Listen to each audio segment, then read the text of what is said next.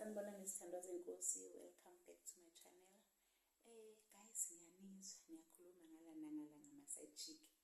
Akekho umuntu oke athi melala aphuphe ukuba yi-side chick.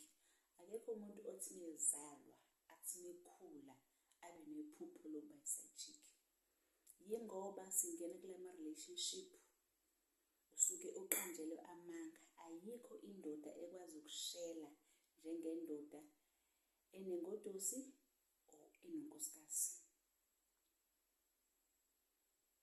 And uzothi uyathola usuphakathi kwe-relationship, usuphakathi nje nothando vele seliyaqaqamuka. Akuselula ukuthi uphume kalula.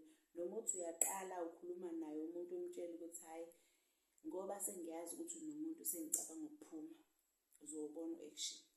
Amagama azowakhipha kuwena azokwenza ukuthi uhlale uzibone uthandwa, uyibone ubalulekile, kanti soze wabaluleka njengomuntu wakhe. Banolimi laba bantu, banothando laba bantu. Injalo nje ithandwa zami.